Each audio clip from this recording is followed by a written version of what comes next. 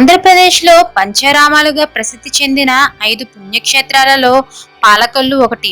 శ్రీరాముడు సీతమ్మ వార్ల స్వహస్తాలతో ప్రతిష్ఠమైన ప్రసిద్ధ క్షీరారామలింగేశ్వర స్వామి దేవాలయం ఇక్కడే ఉంది.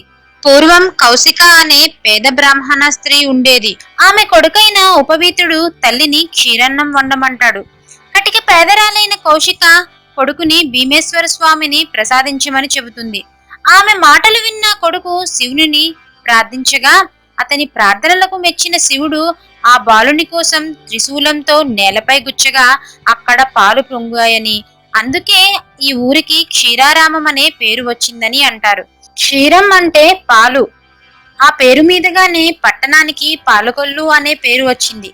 ఇక్కడి మందిరాన్ని చాళుక్యుల కాలంలో 10-11 శతాబ్దాలలో నిర్మించారు. ఈ గుడి గోపురం 9 అంతస్తులతో 125 అడుగుల ఎత్తులో దర్శనమిస్తుంది. దీనికి కొద్ది దూరంలో ఒక చెరువు ఉన్నది.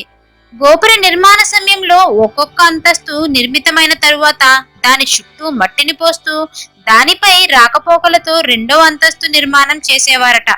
ఆ విధంగా మట్టి తీయగా ఏర్పడినదే ఈ చెరువు. ప్రస్తుతం దీనిని రామగుండం అని పిలుస్తున్నారు. ఆంధ్రప్రదేశ్లో ఎత్తైన మరియు చోళరాజుల శిల్పకళా రీతులను అద్భుతంగా చూపే గోపురాలలో ఇది ఒకటి. పంచారామ క్షేత్రాలలో ఒకటైన క్షీరారామం పార్వతీ సమేతుడై శ్రీ రామలింగేశ్వరుడు వెలిసిన పరమ పావనమైన పుణ్యక్షేత్రం. ఇక్కడ శివలింగం చిక్కని పాలవలే తెల్లగా మెరుస్తూ భక్తులకు కనువిందు చేస్తుంటుంది. శ్రీ మహావిష్ణువుచే శివలింగం ప్రతిష్ఠింపబడిన ఈ పుణ్యక్షేత్రానికి విష్ణుమూర్తే క్షేత్రపాలకుడు. ఆదిశంకరాచార్యుల వారు ఈ క్షేత్రాన్ని దర్శించి శ్రీచక్రం ప్రతిష్ఠించారు. శివలింగం పై భాగం వనదేలి ఉండటం వలన ఇక్కడ స్వామివారిని కొప్పు రామలింగేశ్వరుడు అని కూడా పిలుస్తారు. ఇది కుమారస్వామి ఛేదించిన ఆత్మలింగపు పైభాగమని విశ్వసిస్తున్నారు. స్వామివారికి ఎదురుగా ఉన్న ప్రాకార మండపంలో పార్వతీదేవి కొలువై ఉంటుంది. ఈ ఆలయంలో పరమశివునితో పార్వతీదేవి పూజలందుకుంటుంది. ఆ పక్కనే సుబ్రహ్మణ్య స్వామి ఆలయం, రుణహార గణపతి ఆలయాలు కనిపిస్తాయి.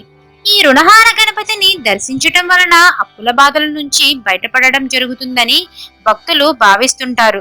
వెలనాటి చోళరాజు భార్య గూండాంబిక క్రీస్తు శకం 1157లో పాలకొల్లు క్షీరారామలింగేశ్వర స్వామి ఆలయానికి అఖండ దీపానికి దానం ఇచ్చింది.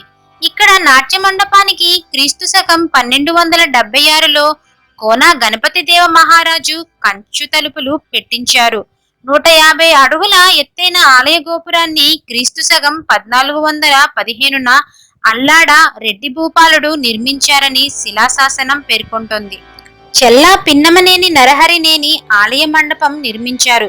క్రీస్తు శకం 1777లో బచ్చు అమ్మయ్య 300 సంవత్సరాల నాడు ప్రారంభించిన గోపురాన్ని పూర్తి చేయించారు.